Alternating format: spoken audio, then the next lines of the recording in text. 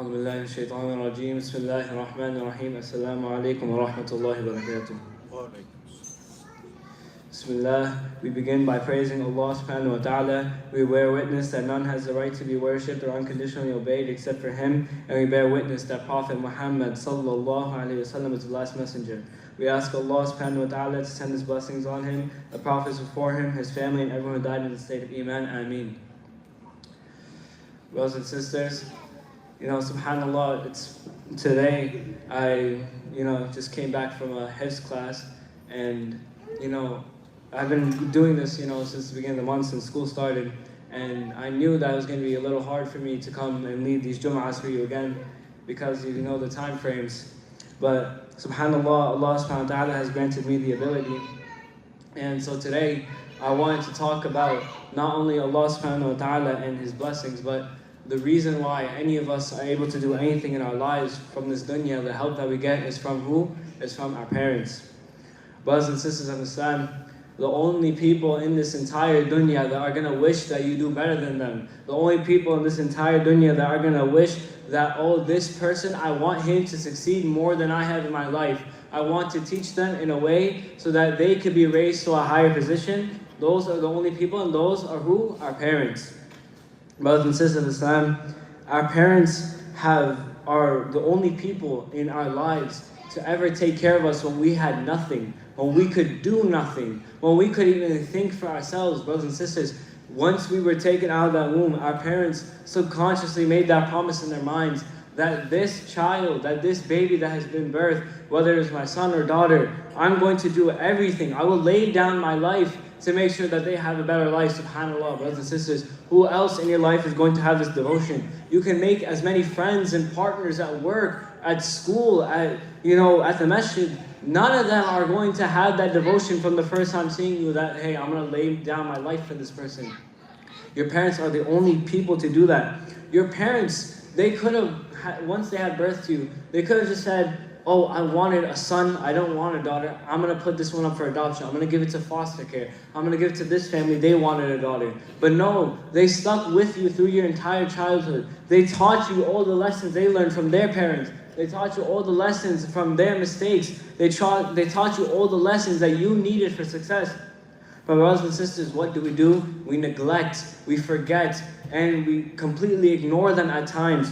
Brothers and sisters, again, we are not perfect, we are human beings. Even me, myself, whenever I hear my parents, telling me lessons, I'll say in the back of my head, I've already heard this a billion times. His words are already engraved in my head, so why do I have to keep listening to him? Why do I have to keep hearing these words?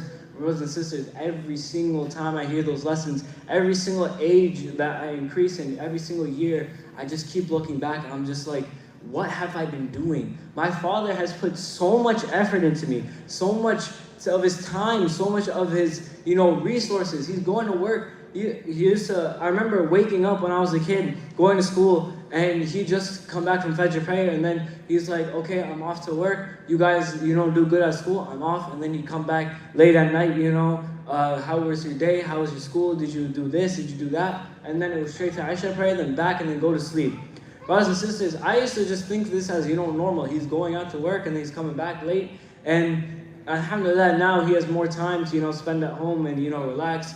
But I always used to see it as such a normal thing. Brothers and sisters, the amount of work our parents put into each second that they had, each second that the effort that they put was not just for themselves or for their wives. It was for us, brothers and sisters. It was for their children. And subhanAllah, I hear this all the time from my friends. And they're like, my parents don't know what they're saying. They don't know what I'm going through. And honestly, I think this too. Honestly, I say this from time to time. My parents don't know that what I'm going through. They haven't been in this modern era.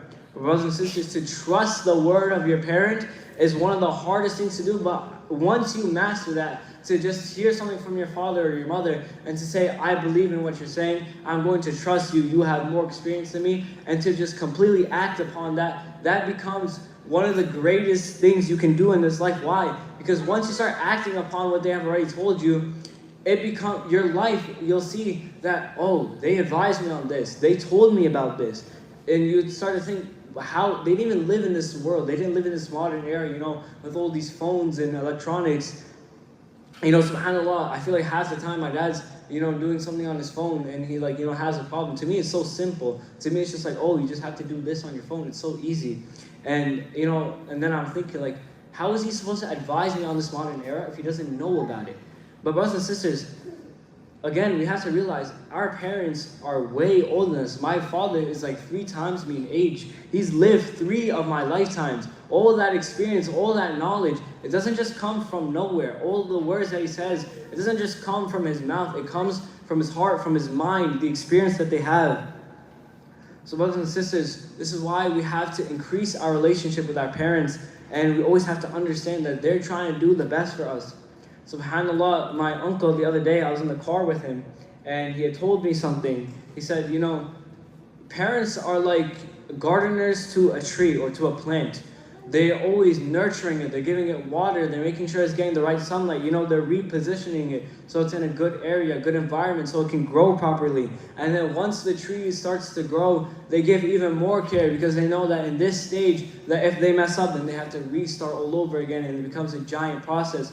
And then once the tree or the plant grows all the way, then it starts to grow fruits, nice fresh fruit, and they pick the fruits and then they enjoy it. It's a famous saying in the English language, pick the fruits of your labor. And that's genuinely what parents do. They put all their time and effort ever since you were a kid, and all this, they're giving you all this knowledge that they had. And then once you grow up to the man or to the woman that they want you to be, that's what they're taking from it. That's what they're taking. They're seeing that you have succeeded. They don't need anything from you in return. And SubhanAllah, this is honestly crazy for me. I probably won't even understand this until I become a parent myself. Parents don't exactly expect anything in return. They just expect you to listen. They just expect you to become the man or woman that they wanted. And brothers and sisters, I was honestly talking to someone about this, and he told me that it's a good idea to talk about this, and he was helping me in making the speech. He told me, I wish my father was still around. I said, oh, did your father pass away? And he's like, yeah, my father passed away. It was a while ago, and I feel like I missed all that time and all that connection with him. Brothers and sisters, our time on this dunya is so incredibly short. We don't even know if we're going to live the next second. We could just collapse while we're talking to our friends in an environment where we think is completely safe. We always say our homes are places of safety. It could be right there where you pass away and die, brothers and sisters. But even after your parents pass away, don't let them passing away be an excuse for you. Don't take that as an excuse that I don't have a father or mother figure in my life. That's why I did this. I don't have a father or mother figure. That's why I went and did this bad thing, because I had no one to advise me. Brothers and sisters, again, your parents spend every second of their life advising you. So even after they pass away, even after they move on, into the grave, take those lessons. And not only take those lessons, but make dua for our parents, brothers and sisters. There's, a hadith saying that one of the ways that a Muslim can gain deeds from within the grave is to have a pious, child who prays for them, a pious child, who not mourns, but, makes dua for them, hopes that they reach Jannah. Brothers and sisters, which one of us here does not want to see our parents in Jannah? Which one of us here does not want to embrace our parents once we reach Jannah and say, you taught me so much, and that's the reason why we're here? Brothers and sisters, think how they will feel once they see you grow and nurture into such a stage. Even like, I know how many times, I remember this one specific time with my father. I was just sitting on the couch, watching some TV. It felt like a normal day to me. And then he came to me, and then he said, could you just stand up real quick? And then I stood up, and then he hugged me, and he said, your sheikh called me today, he told me that you recited very well today. To me, it didn't seem anything special. To me, it was just, I'm trying my best in that, sabaq I had to do. But to him, it was something so special, I guess, because I was doing Quran very well. I didn't think much of it, but brothers and sisters, think how amazing it is for our parents to see us grow up and become the man that they want to be. All that effort, all that time they put in, to see it come to, a meeting point, to see it come to,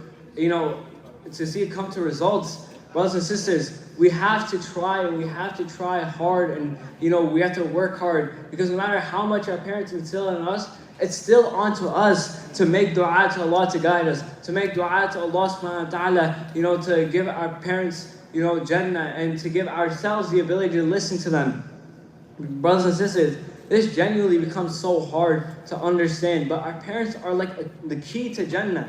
Your parents, again, they have lived your lifetime over and over. They know they've been at your exact age. They know the mistakes that you're making. They know the mistakes you're going to make. They know what's going to happen in your life. Even if they don't live in the same modern era, they lived at a time where they still had things around them that could cause them to make mistakes and cause them to do this and do that. And again, they're trying to instill it upon you, tell you, oh my son, oh my daughter, I have done this in my life, I have done this in my life, and I want you to do this so you don't end up on that path. SubhanAllah, all the times when my father is telling me his stories, sometimes, they're about him, being a good person, being a trustworthy person. Sometimes I think, is he just gloating? Is he just, trying to make me feel bad about myself? But no, brothers and sisters, it's the complete opposite. He's telling you this so you'll think, if my mother was like this, then it should be easy for me. I am their son, I am their child. Brothers and sisters of Islam, for the sake of time, I'm going to shorten and just graze over these last points. But I do wish, inshallah ta'ala, even for those of us who our parents are not here, I ask Allah subhanahu wa ta'ala to grant all of our parents Jannah al-Firdaus. I ask Allah subhanahu wa ta'ala to grant us the ability to listen and remember all the lessons our parents have taught us. I ask Allah subhanahu wa ta'ala to grant us ease in this dunya. And I ask Allah subhanahu wa ta'ala to keep the shaitan away from us.